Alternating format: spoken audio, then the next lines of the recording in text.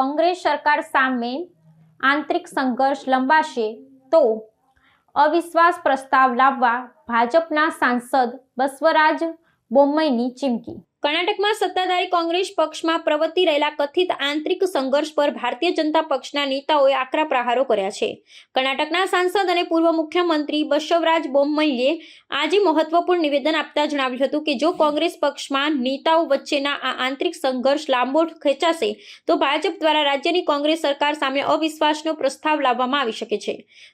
બોમ્મઈએ આક્ષેપ કર્યો હતો કે કોંગ્રેસના બે ટોચના નેતાઓ મુખ્યમંત્રી સિદ્ધારામૈયા અને નાયબ મુખ્યમંત્રી ડીકે શિવકુમાર વચ્ચે સત્તા અને પદને લઈ સતત ખેંચતાણ ચાલી રહી છે, જેને કારણે રાજ્યનું વહીવટી તંત્ર લકવાગ્રસ્ત બની ગયું છે અને જનતાના કામો અટવાયા છે। તેમણે કહ્યું, ભાજપ દ્વારા આ સમગ્ર પરિસ્થિતિ પર ઝીણવટભરી નજર રાખવામાં આવી રહી છે।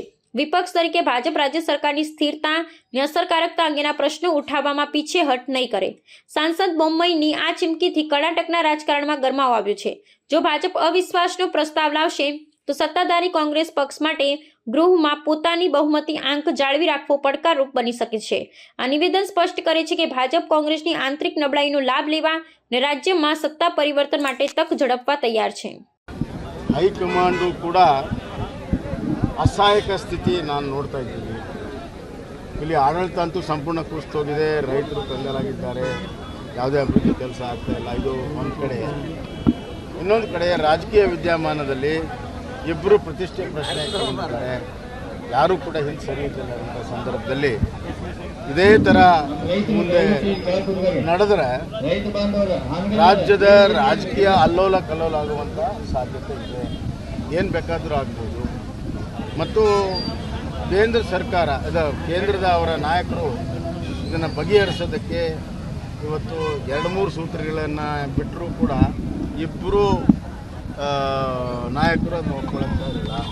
ಹೀಗಾಗಿ ಅವರಿಬ್ಬರನ್ನ ಬಿಟ್ಟು ಬೇರೆ ಸೂತ್ರವನ್ನು ತಯಾರು ಮಾಡುವಂಥ ಸಾಧ್ಯತೆ ಇದೆ ಅಂತ ನನಗೆ ತಿಳಿದಿದೆ। ಇದರಿಂದ ರಾಜ್ಯದ ರಾಜಕಾರಣದಲ್ಲಿ ಏನು ಬೇಕಾದರೂ ಆಗ್ಬೋದು।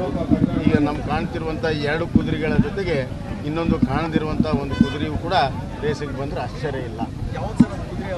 ಅದು ಹೇಳ್ತಾರೆ, ಇನ್ನು ಕೇಂದ್ರದಲ್ಲಿ ಚರ್ಚೆಗೆ ಬಿದ್ದಿದೆ ಡಾರ್ಕ್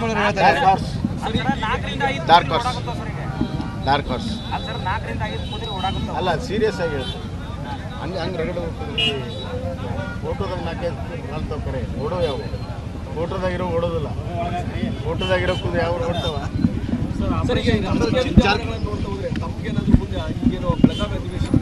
ಅವಿಶ್ವಾಸ ನಿರ್ಣಯ ಮಂಡಿಸುವಂಥದ್ದು ಅನಿವಾರ್ಯತೆ ಬರುತ್ತೆ ಸರ್, ಅದು ನೋಡ್ಬೇಕು। ಈಗ ಇನ್ನು 8ನೇ ತಾರೀಕುವರೆಗೂ ಇದೆ, ಇದೇ ಥರ ಮುಂದುವರೆದ್ರೆ ಖಂಡಿತವಾಗೂ ಅವಿಶ್ವಾಸ ಮನ್ನಣೆ ಮಾಡುವಂಥ ಒಂದು ಸಂದರ್ಭ ಬಂದರೂ ಆಶ್ಚರ್ಯ ಇದೆ।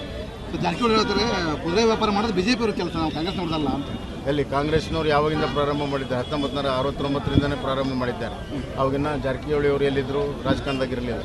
ಹೀಗಾಗಿ ಕಾಂಗ್ರೆಸ್ ಇತಿಹಾಸವನ್ನು ತೆಗೆದು ನೋಡಿದ್ರೆ ಗೊತ್ತಾಗ್ತದೆ।